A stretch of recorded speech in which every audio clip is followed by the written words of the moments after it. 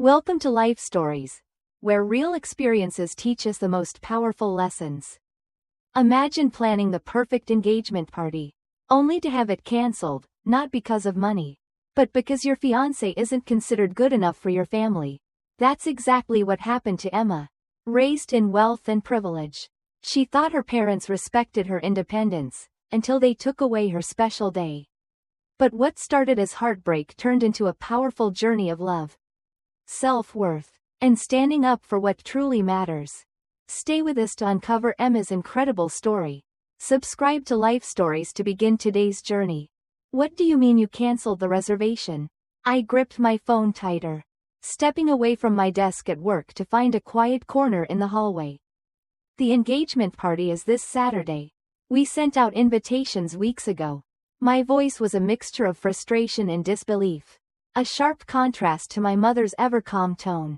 The venue was simply too expensive. Emma, she replied, her words measured, as if she had rehearsed them beforehand. Your father and I discussed it, and we just can't justify spending that much on a party. We'll find something more appropriate. Appropriate. The words sent a wave of anger through me. But, Mom, I argued, the Hudson Club is my dream venue. I've talked about celebrating important milestones there since I was 16. Dreams need to align with reality. Dear, she said, her voice cool. Now, I've been looking at some charming restaurant backrooms that would be perfectly suitable. We already put down a deposit. I cut in. How much could you possibly be saving by canceling now? There was a pause, a telling pause. It's not just about the money, Emma, she said finally, and something in her tone made my stomach knot. It's about setting reasonable expectations for your future. With Ryan's background, perhaps it's better to start with something more modest. The implication hit me like a slap. This wasn't about finances. It never had been. I felt something cold settle in my chest. My mother had always had a way of delivering disappointments with a veneer of sophistication, as if her disapproval were merely practical advice rather than outright rejection. But there was nothing subtle about what she had just said. Ryan wasn't good enough. Not for them. My fingers clenched around the phone, my nails digging into my palm. We'll talk later, I said, my voice hollow, but we both knew the decision had already been made. As I hung up, I found myself staring blankly at the pale office walls, trying to process what had just happened. I was 29 years old. I had grown up in Greenwich, Connecticut, surrounded by wealth and privilege. But I had spent my adult life proving, to myself more than anyone, that I could stand on my own. I built a successful career in architectural design without my father's real estate empire opening doors for me. I bought my own apartment without touching my trust fund.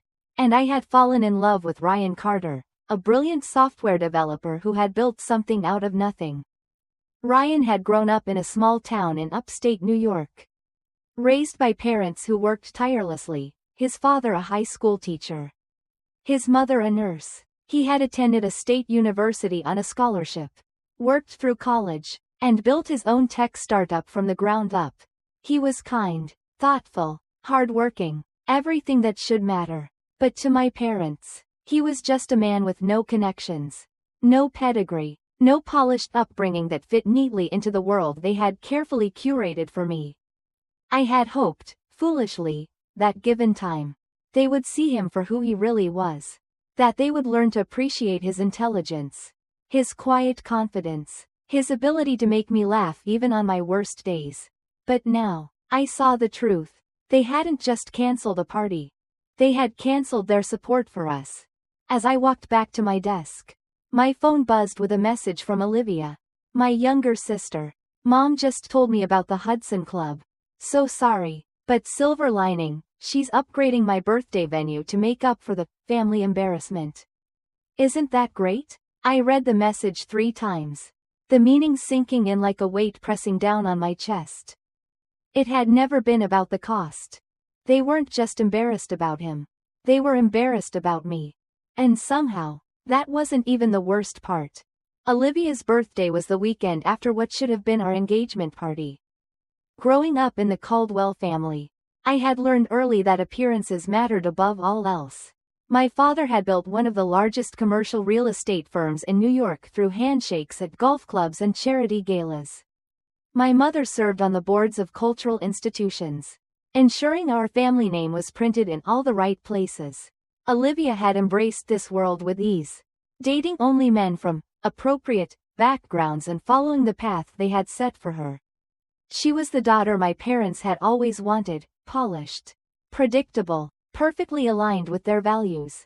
And then there was me.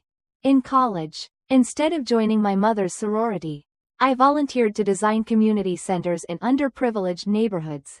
After graduation, I turned down a cushy position at Caldwell Developments and joined a small, innovative firm specializing in sustainable design. With every choice I made, the gap between us grew wider. But I had hoped, that despite everything, they respected the person I had become. I had been wrong. The realization left me feeling hollow. I wanted one perfect day where my world, Ryan's world, could come together in celebration. Where the people we loved could gather in a place that felt special. And they had taken even that away with barely a week's notice. I stared at my phone. My sister's message still glowing on the screen. Isn't that great? I exhaled slowly. No, Olivia, it wasn't great. It was devastating. I barely slept that night. Lying in bed, I stared at the ceiling, replaying the conversation with my mother over and over again. Each time, I tried to convince myself that I had misunderstood, that maybe, just maybe, this wasn't as cruel as it seemed. But then I would hear her voice again, cool and composed, saying, with Ryan's background, perhaps it's better to start with something more modest. And I knew, this wasn't a misunderstanding. By morning, the dull ache in my chest had turned into something sharper, something that wouldn't let me sit idly by. I needed to see them, to confront them, to make them say it to my face. So, I drove to my parents' house unannounced. The Caldwell estate sat on a quiet, tree-lined street in Greenwich. Its manicured lawns and perfectly trimmed hedges a testament to the carefully curated image my parents had maintained for decades. The kind of house where important conversations were had over crystal glassware. Where appearances were more than just a priority, they were a legacy. I knew I was walking into a battlefield. As I pulled into the driveway, I noticed extra cars parked outside. My stomach twisted. Inside, the sound of polite laughter and clinking glass filled the air. I followed the voices to the sunroom, where my mother stood in the center of a small gathering, gesturing animatedly toward an open binder filled with what looked like catering menus and floral arrangements. And then I saw it. A table layout. A seating chart. For the Hudson Club. I froze. The Hudson Club has such lovely natural light, my mother was saying, and with the head table positioned here, overlooking the river, it will be perfect. I stepped forward. What is this? 5 heads turned toward me. Conversation halting. My mother recovered first, her smile unwavering. Emma, we didn't know you were stopping by. We're just finalizing some details for Olivia's birthday. I glanced down at the plans again. At the venue name written neatly in the corner. The same venue I had booked months ago. The Hudson Club? I said, my voice eerily calm despite the storm raging inside me. You mean the venue you canceled my engagement party at? The one that was too expensive. An uncomfortable silence fell. Olivia shifted uncomfortably. I told Mom it was too soon after. You know, your situation. But she insisted the venue was available and available because you canceled my reservation. I finished for her. My father, who had been silent until now, straightened his golf shirt and cleared his throat. Emma, let's discuss this privately. Why? I asked, my voice tightening. Everyone here already knows what happened. You canceled my engagement party, then booked the exact same venue for Olivia. I'd love to hear the explanation. My mother sighed, setting down her glass. It's not that simple, dear. Oh, really? I said, crossing my arms. Then explain it to me. She hesitated. With the guest list we've cultivated for Olivia's event, the Hudson Club makes perfect sense. The connections your father can foster there. And my guests? I cut in. My celebration wasn't worth it? That's not what your mother is saying. My father interjected. Look, Emma, we've been patient with this phase of yours. The job at that small firm. The modest apartment. And now. He stopped himself. And I knew exactly what he was about to say. I stepped forward. And now Ryan? My voice was colder now.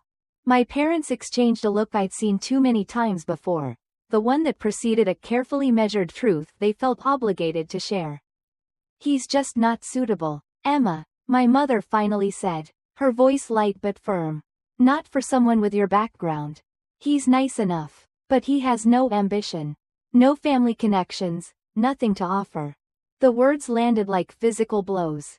My throat tightened. Nothing to offer? I whispered. Except love, respect, support, things that actually matter. My father sighed, as if I was being naive. Your fiancé isn't good enough for this family, Emma, and deep down, you know it. We're simply trying to save you from making a mistake you'll regret. I stared at them, my heartbeat pounding in my ears. In that moment, I saw them clearly, not just as my parents, but as people, and what I saw wasn't love. It was control. I walked out without another word. For the first time in my life, I wondered if they ever truly knew me at all. I barely remembered the drive home. My hands gripped the steering wheel so tightly my knuckles turned white. My mind replaying every word my parents had said. He has nothing to offer.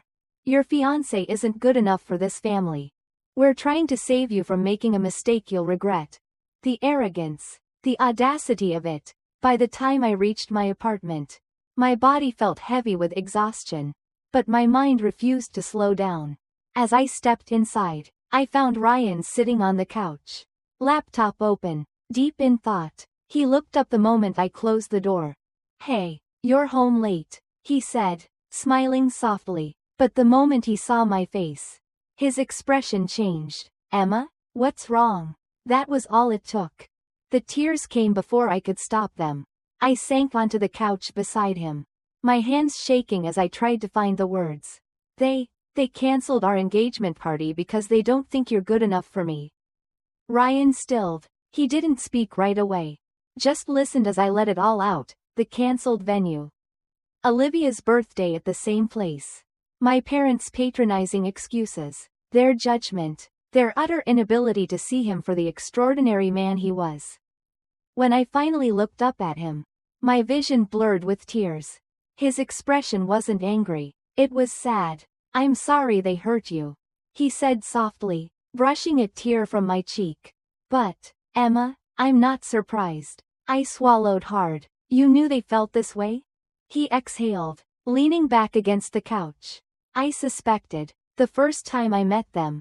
The way they asked about my education, my job, my family, it was never curiosity. It was evaluation, and I didn't pass their test. I pressed my fingers to my temples. I thought they would come around. That if they really got to know you, they'd see you. Ryan gave me a small, sad smile. Some people only see value in things they already understand. Your parents measure worth by money, by power, by status. I don't fit their metrics. His words hurt, not because they were cruel, but because they were true. A heavy silence settled between us. Then, a thought struck me. Let's host our own engagement party, I said suddenly. Ryan hesitated. Emma, I don't want you to feel like we have to prove anything to them. We don't, I said firmly. This isn't about them. This is about us. About celebrating with the people who actually support us. We don't need the Hudson Club. We don't need their approval. We'll do it our way. He studied me for a long moment. Are you sure? I reached for his hand. Squeezing it. Absolutely. And just like that, the hurt turned into something else. Determination. The morning of our engagement party, I woke up feeling lighter than I had in weeks. The weight of my parents' disapproval no longer held me down. Instead, I felt a quiet strength. A certainty that I was exactly where I was meant to be, with the man I loved. Surrounded by the people who truly cared about us. The rooftop of the Mill Creek Brewery was buzzing with laughter, music, and the clinking of glasses. Fairy lights twinkled above us. casting a warm glow over the faces of our closest friends and the family we had chosen. No forced pleasantries, no veiled insults, just love. Pure and simple. Ryan stood beside me, his fingers intertwined with mine, his smile full of warmth. As he raised a toast, his voice was steady, filled with emotion. Emma, from the moment I met you, I knew you were different. Not because of where you came from, but because of who you are, strong, kind, and fiercely independent. No venue, no party, no approval could ever change what we have. And I wouldn't trade this moment for anything in the world. Tears welled in my eyes as I kissed him, the cheers of our friends ringing around us. Somewhere across town, my parents were likely raising their glasses to Olivia at the Hudson Club. Surrounded by people who fit neatly into their world. And that was fine. They had made their choice. And I had made mine. Love over appearances. Happiness over expectations. As over them. And as I looked around at the people who truly mattered, I knew, this was the real celebration. The one that had been meant for us all along. Subscribe to Life Stories for more inspiring videos.